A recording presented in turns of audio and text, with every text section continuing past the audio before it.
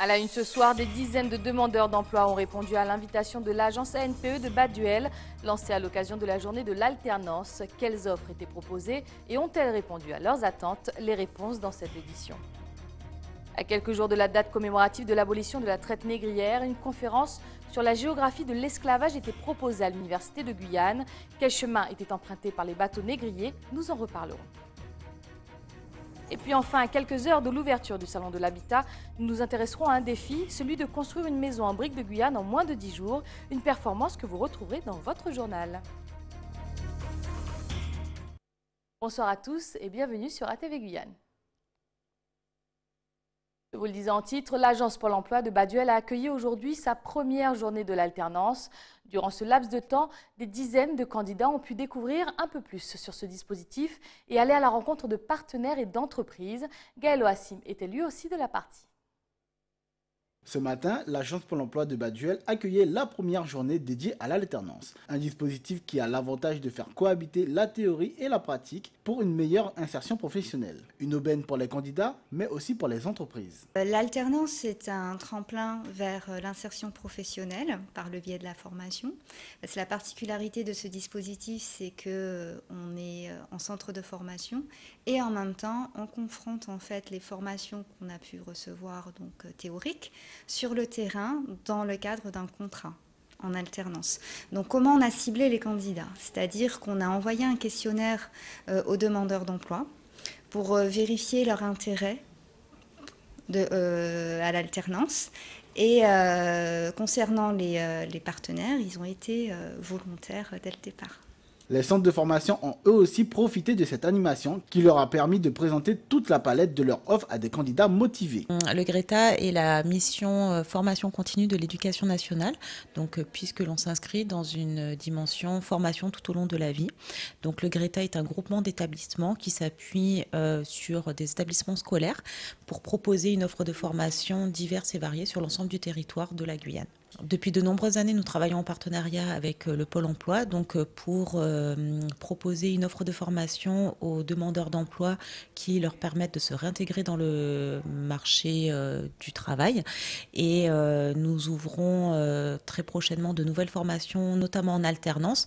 Et donc, c'était l'occasion de présenter notre offre de formation pour que les demandeurs d'emploi puissent se projeter au mieux dans leur projet professionnel. Cette matinée basée sur les échanges et les premiers contacts, notamment avec les entreprises, a été émaillée par de nombreuses activités. Pendant cette journée, il y a eu des réunions d'information collective. Il y a également eu des employeurs qui, en ce moment même, passent des entretiens pour des contrats en alternance. Malgré la satisfaction générale, certains candidats n'ont pas forcément trouvé d'entreprise, ce qui n'a pas découragé l'équipe de Pôle emploi, bien décidée à renouveler l'expérience avec bien plus de partenaires pour la prochaine édition. Ce que je suis venue chercher aujourd'hui à Pôle emploi, c'est voir un petit peu tout ce qu'ils pouvaient nous proposer par rapport à ma filière et voir où je pourrais m'orienter par rapport à mes capacités et ce que j'ai appris, ce que j'apprends du moins au régiment. Moi, j'ai pas les diplômes qu'ils me proposent là. Bon, j'essaie de voir si je peux trouver un travail, n'importe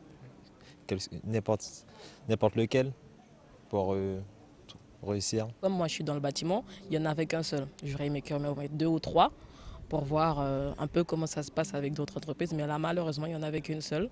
Et du coup, j'ai été m'orienter aussi vers la Poste. On a quand même eu du flux aujourd'hui. Donc, les demandeurs d'emploi ont quand même un intérêt pour l'alternance, pour les formations en alternance. Nous restons à Cayenne où les membres de l'UTG du service technique municipal sont sur le pied de guerre, quelque temps seulement après plusieurs semaines de blocage observés en avril dernier.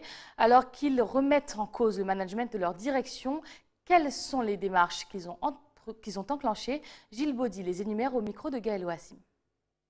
Alors, sur la situation actuelle, depuis le mouvement de grève qui s'est produit au mois de mai, nous sommes en droit de retrait depuis cette période. Donc, nous sommes rentrés en procédure de droit de retrait parce que, justement, la problématique des ateliers que nous avons signalés depuis la grève, jusqu'à ce jour, n'a encore jamais bougé.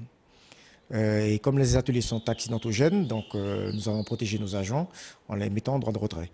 Et jusqu'à ce jour, l'administration traîne des pieds pour faire quoi que ce soit. Nous procédons en respectant la législation.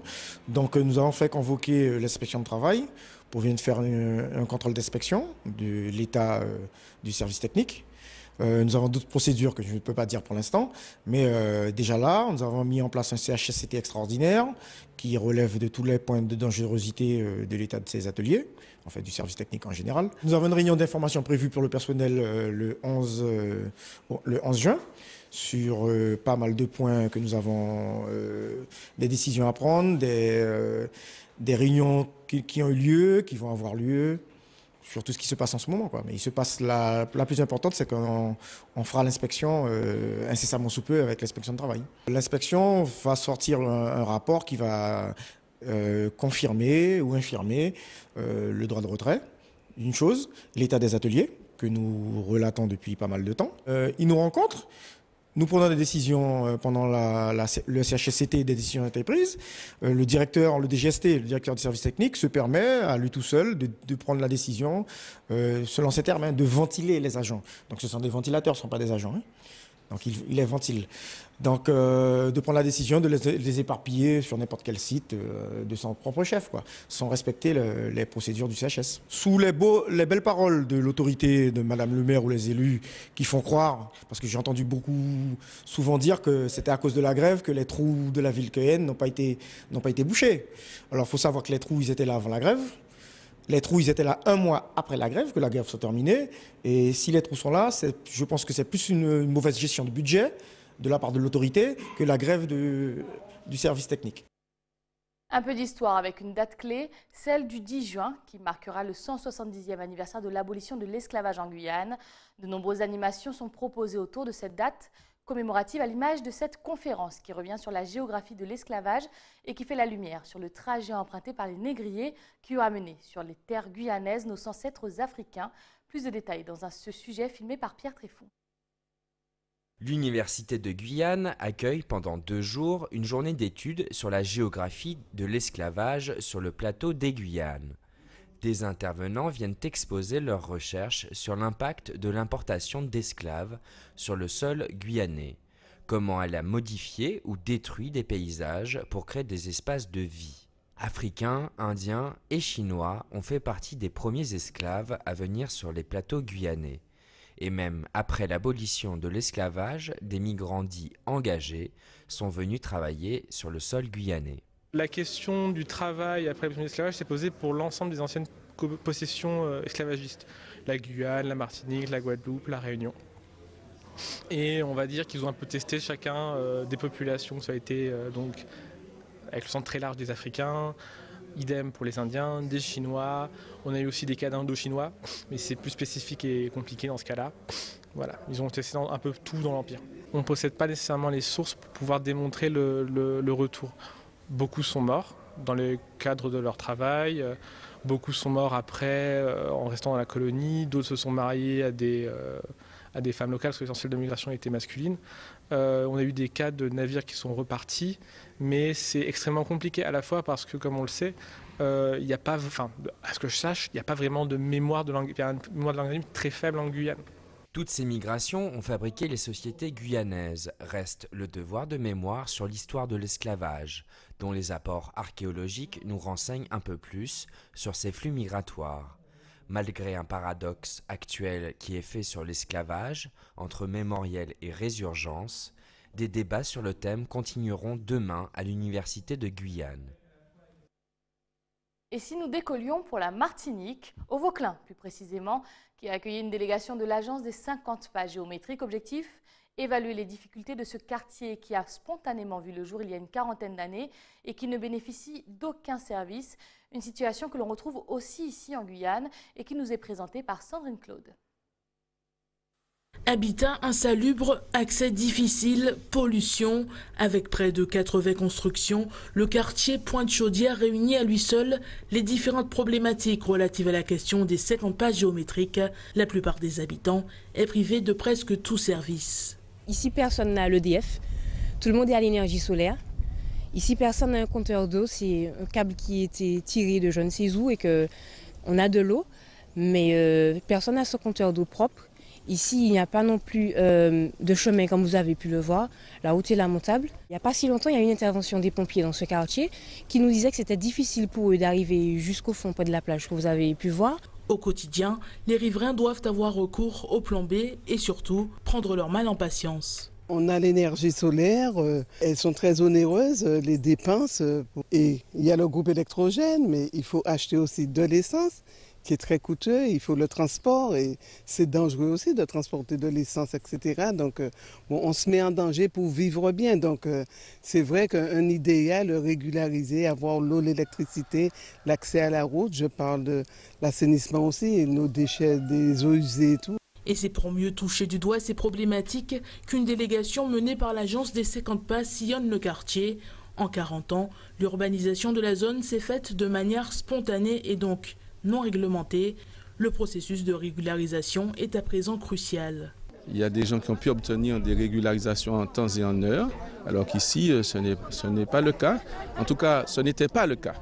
Et depuis quelque temps, l'agence des 50 pas qui a été mise en place avec le concours des services de l'État s'emploie à faire en sorte que le dossier soit débloqué, qu'il avance. Alors au moment où nous parlons, ça a déjà avancé pas mal, parce que 80% des constructions qui sont ici sont en cours de régularisation.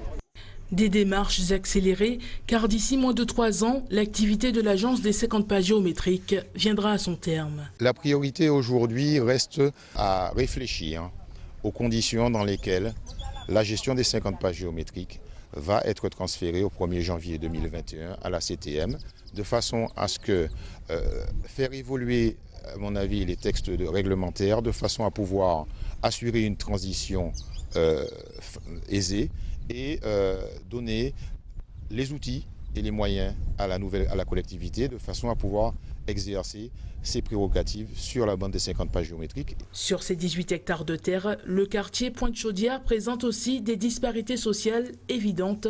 L'agence des 50 pas entend apporter des solutions individuelles pour un meilleur vivre ensemble. Restez avec nous à venir dans votre journal. Nous remonterons à nos origines avec un atelier proposé par les Archives de Guyane et qui nous permettra de créer notre propre arbre généalogique avant de jeter un coup d'œil sur un défi immobilier lancé par la société Briques de Guyane qui ambitionne de construire une maison en 10 jours. Mais avant cela, retournons en Martinique où la qualité de l'air est plus mauvaise que jamais. Le préfet a annoncé plusieurs mesures de sécurité et émis un arrêté qui place l'île au niveau 2 d'alerte sur les 3 prévus dans cette situation. Complément d'information de nos collègues sur place. Parmi les principales mesures et recommandations, la circulation routière est soumise à certaines restrictions, notamment au niveau de la vitesse, recommandée à 70 km/h sur les portions où elle est limitée à 80 ou 90 km/h. Des préconisations difficiles à appliquer pour certains, notamment les professionnels. Si ça a roulé, ou a roulé l'auto, comprenez? Donc la préfecture a roulé à 70, à quel moment arrive en ville là? Moi, ma couba m'a sorti, alors si moi roule à 70, à quel moment arrive Fort Ross là? Déjà en temps normal, je prends 1h30 de route. Donc si je roule à 70, je prends 2 heures. Si je roule à 70, au lieu de faire 3 voyages, je vais obligé de faire 2, sans perdre. Sensibiliser la population avec le temps ça viendra, il y a eu des années blanches mais avec le temps ça viendra puisque c'est un bail qui arrive au moins 2-3 fois par an, c'est pas un bail qui arrive tous les 10 ans, c'est 2-3 fois par an. Alors même si l'année passée le monde pas marché en bagarre là, mais l'année comme il fait des dégâts peut-être sur les asthmatiques tout ça, l'année là sans doute bon c'est mon qui a appréhender les choses autrement ainsi que les automobilistes, que ce soit nous professionnels et bon les particuliers aussi. Autre mesure restrictive, les activités physiques sont interdites dans les établissements scolaires et centres d'accueil pour enfants. De nombreuses écoles, comme ici à l'Ermitage, ont annulé leurs activités prévues aujourd'hui et demain du fait de l'arrêté préfectoral. Parmi les autres interdictions, le brûlage de déchets verts est formellement prohibé. En cas de non-respect, selon le Code de santé publique, une amende de 450 € est prévue pour les contrevenants. Toujours afin de limiter la pollution, les services de l'État recommandent de reporter les travaux générateurs de poussière sur certains chantiers, sauf si des précautions d'arrosage sont prises, ce qui n'est manifestement pas toujours possible pour certaines entreprises soumises à des impératifs économiques et de calendrier. Les collectivités sont aussi invitées à prendre des mesures d'accompagnement pour favoriser le covoiturage et l'usage des transports collectifs. Demain, Une légère amélioration est attendue avec un indice Atmo à 8 contre 10 hier, le maximum. La procédure d'alerte est donc maintenue sur l'ensemble du territoire, ainsi que toutes les mesures préconisées par l'arrêté préfectoral. Retour en Guyane, toujours dans le cadre de la commémoration de l'abolition de l'esclavage, les archives territoriales proposent des ateliers sur la généalogie, d'où venaient les esclaves débarqués sur les côtes guyanaises et comment retrouver parmi eux certains de nos aïeux. Quelle est la marche à suivre pour tracer son arbre généalogique grâce à des documents d'état civil remontant jusqu'en 1666? Coralie Garcia-Ben nous explique la marche à suivre. Alors on a instauré en fait ce rendez-vous depuis 2016 en proposant notamment au public de venir découvrir les registres des nouveaux livres de 1848 et puis on a poursuivi. C'est vrai que c'est un rendez-vous qui est cher aux archives et au public puisque la généalogie s'intéresse quand même un certain nombre de personnes et c'est l'occasion de découvrir pour elles ce que c'est que la généalogie et la recherche de leurs ancêtres. Toute personne qui souhaite entreprendre des recherches sur ses ancêtres se présente à l'accueil des archives. Si ça n'est pas un lecteur habitué, donc il s'inscrit, c'est gratuit. Hein, voilà. Les documents sont librement consultables le plus souvent en ce qui concerne la recherche généalogique. Il y a quand même un délai de 75 ans pour les registres de naissance et de mariage. Les décès sont consultables immédiatement. Donc ce qu'il nous faut pour bien débuter une recherche généalogique, en fait, c'est le nom d'un ancêtre, son prénom facultatif, son année de naissance, si on a la date de naissance, ça simplifie encore les choses, et le lieu de sa naissance. Alors ça ne veut pas dire que si on n'a pas tous ces éléments, on ne peut pas remonter le fil, mais c'est quand même la façon la plus simple de débuter son arbre généalogique. Alors dimanche 10 juin, au Jardin botanique de Cayenne, donc, le personnel des archives territoriales de Guyane proposera entre 9h et 19h des ateliers de généalogie. Donc en fonction du public présent, on peut faire une petite présentation générale. Si les gens se présentent un peu au compte-gouttes, on fait un peu du cas par cas, c'est-à-dire qu'on va se mettre derrière un ordinateur et puis on va essayer de trouver les archives qui sont en ligne pour l'état civil guyanais. Moins de 10 jours et de 10 personnes pour construire une maison en briques. C'est le défi que se sont lancés les sociétés Briques de Guyane et leurs partenaires installés sur le parking du Super U. Cette initiative tend à mettre en avant la qualité des matériaux guyanais. Les détails de l'initiateur du projet, Stéphane Lambert, au micro de Gaël Ouassim. Ce défi, il s'agit de monter en 7-10 jours une maison qui fera faire 135 mètres carrés en loi Carrez, plus la terrasse, sur 2 niveaux, avec des matériaux, 95% de matériaux locaux, hein, et que des entrepreneurs évidemment locaux pour l'ensemble de cette réalisation. Le but, c'est une maison témoin, pour montrer qu'avec les briques, on peut même faire des maisons là, de cette façon-là, éphémères, qu'on va pouvoir redémonter après. Voilà. C'est un challenge effectivement qu'on s'est lancé pour montrer aux Guyanais ce qu'on peut faire avec la brique. L'avantage de cette construction-là, ça va être les qualités de confort qu'on aura avec ce type de construction, parce que là on a un mur double, on a mis 2 parois avec une lame d'air entre les deux, donc on est parfait en termes de développement durable. On est sur des matériaux locaux, donc c'est développement durable. Mais l'intérêt de ce type de construction, c'est de montrer aussi qu'avec la brique, j'ai pas besoin d'enduit, j'ai pas besoin de peinture, j'ai pas besoin de faire des passages pour mes gaines, parce que je peux les passer directement. Pour mes huisseries, je les monte en même temps, donc j'ai pas besoin de faire intervenir 40 fois des corps de métier différents.